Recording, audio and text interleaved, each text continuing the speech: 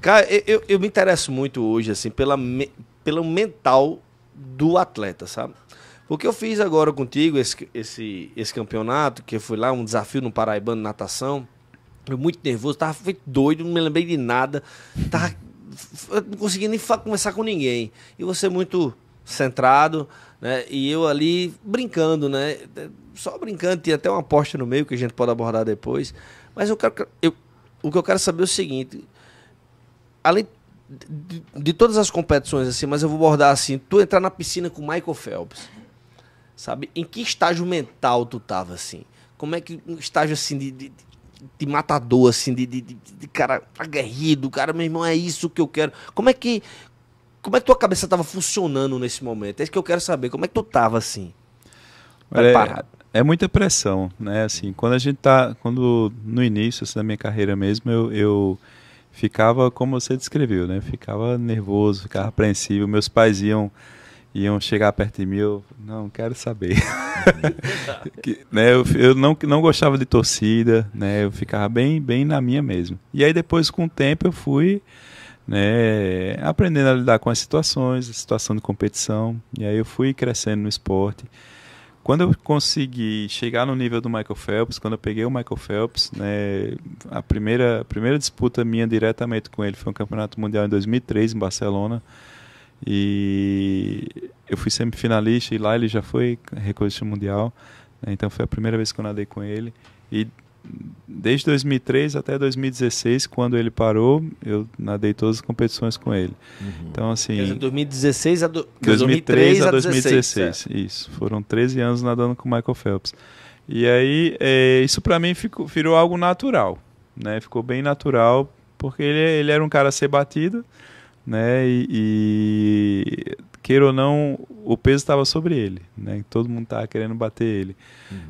Quando eu era recordista mundial, né, no 50 e no 200 borboleta, que eu tinha um recorde mundial, teve uma competição que eu tinha um recorde mundial e o campeonato mundial foi no ano seguinte. Todo mundo queria me bater naquela competição. Então você dorme muito mal.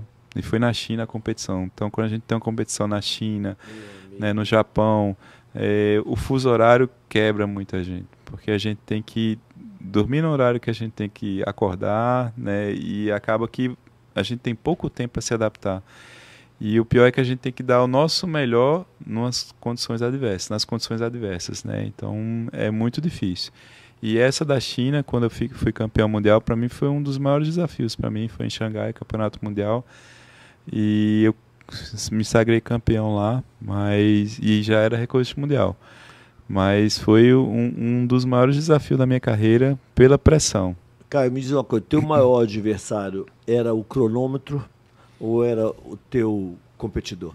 Sempre foi o cronômetro, porque os meus treinos eu treinava muito sozinho, né? Principalmente aqui em João Pessoa, quando eu treinava aqui, eu passei muitos anos treinando aqui, e acaba que minha referência era sempre o tempo, né? O meu treinador, Léo Degário, sempre esteve presente comigo, foi meu primeiro treinador, né? E foi o meu primeiro recorde mundial, eu bati com ele, né? E a primeira Olimpíada eu participei com ele também, de Atenas.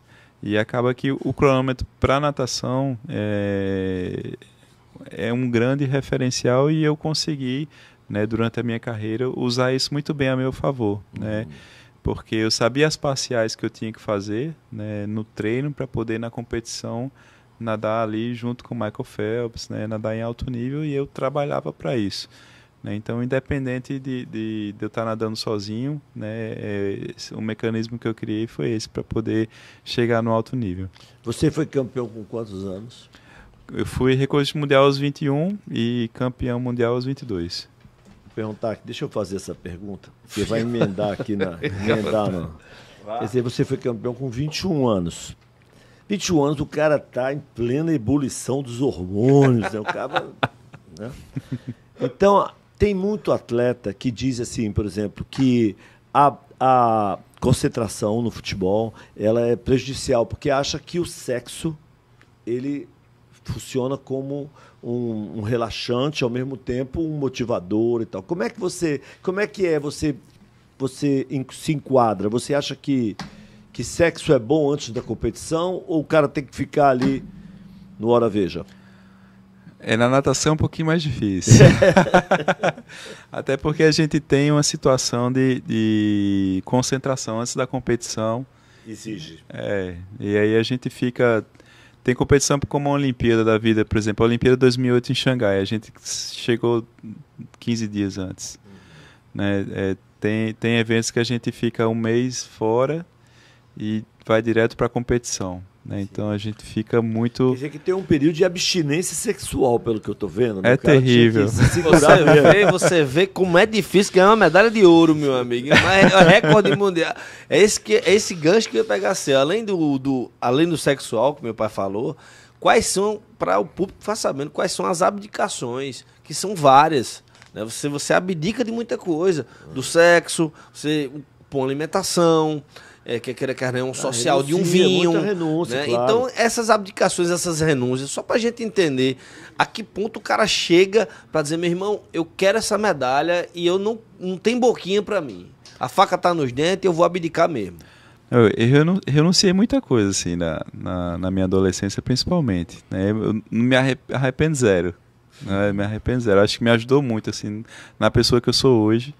Né, na minha formação, o esporte ele me ajudou a ser um cara muito guerreiro assim, no meu dia a dia, né, e é muito difícil desistir de uma coisa, porque o esporte ele me ensinou a não desistir.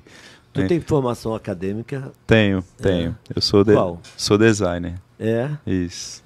Porque esse negócio do esporte também, o cara fica meio complicado para estudar muito, porque é como eu falei, treino em cima de treino, treino em cima de treino, às vezes a pessoa não tem... eu sou designer de produtos, e aí o que eu formei lá no Rio de Janeiro, né, estudei lá, morei no Rio 9 anos por causa do esporte, e foi um mecanismo, uma ferramenta que eu encontrei para sair um pouco do foco, né, do esporte, né, que o esporte era muito centrado, muita pressão, muito treino, 6 horas por dia de treinamento, dieta. 6 horas por dia. A dieta é permanente, quer dizer, você está sempre de uma certa forma de dieta no esporte. Sim. Porque a gente dizem que a gente é o resultado daquilo que a gente come, né?